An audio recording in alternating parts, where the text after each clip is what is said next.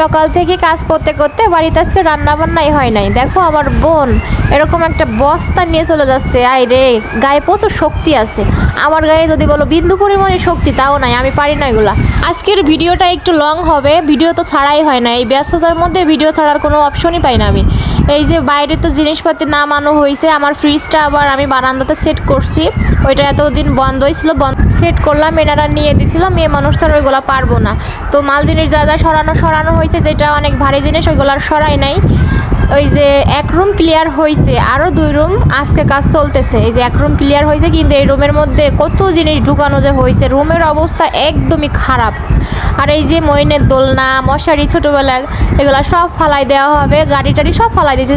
মানে কোনো জিনিস রাখবোই না। পুরো যেসব রাইস কুকার, তারপরে আরও ফ্যান ছিল, এগুলো আমি ঠিক করতে দিয়ে আসছিল, আমি এগুলো জানিও না, আমি সব দিয়ে দিছি। ওগুলো একটা লোক আসছে ভাঙাড়ি কিনতে দিয়ে দিছি।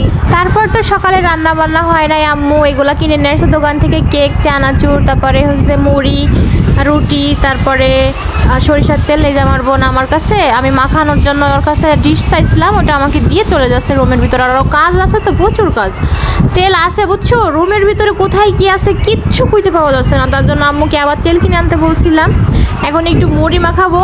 আমার হাসি আসতেছে, আম্মু এসে আমাকে বলতেছে তুমি ফ্যান দিয়ে দিছো। আমি বলছি আমি তো ফ্যান দিয়ে দিছি, ওইটা নাকি আম্মুল হকারা সারতে দিছে। সে লোক তো চলে গেছে কোথায়, ওর কি আর পাওয়া যাবে? এতই হাসি লাগতেছিল তখন। আজকে যা হয়েছে অনেক ভালো হয়েছে, ঘরের ভিতরে নোংরা কোনো কিছু রাখবোই না। তারপর দেখি আবার একটা ফেরিওয়াল আসছে, এই বাটিটা আমার খুব পছন্দ, ঢিস, এটা ছোট 2টা ঢিস পছন্দ হয়েছে। আমার পছন্দ হয়ে তো লাভ নাই, টাকা তো আম্মুর, আম্মুকে দেখাতে নিয়ে আসছে। আম্মু টাকা দিছে, সুমার হাতে যা যা ছিল এগুলো সব কিনে নিয়ে আসছি। আম্মুর টাকা, এটা আমার ব্যাংকে রাখলাম। আম্মু ছাড়া ব্যাংকে গতি উঠাবো কেমনে? তারপরে দেখো কত কলা, দেখছো এত কলা আমাদের বাড়িতে। সবাই বলতেছে এত কলা কে খায়, বাজারে গেলেই বলে কলা খাওয়ার লোক আছে, সে ভাত খায় না, দুধ কলা ভাত খাওয়া শিখছে। তার নানি সবসময় ভরপুর রাখে 2টা জিনিস। দেখছো না কি রুমের অবস্থা? এইগুলা সরাইতে গিয়ে পায়ের পরে যে কত কিছু পড়ছে, পাটা একদম ফুলে গেছে। কি আর করার, কিছু তো করার নাই। তারপরে একটু রুটি আর একটা কলা খাইলাম। তারপরে আবার আম্মু নিয়ে আসছিল সামোসা, ওইটা খাইলাম। তারপর দেখি আবার ফেরিওয়ালা আসছে। তারপর এখানে রাখছিলাম বড়োর আচার, চালতার আচার, আর একটা ছিল হচ্ছে জলপাইয়ের আচার, আর একটা আমড়ার আচার। টোটাল 4 প্রকারের আচার রাখা হয়েছিল।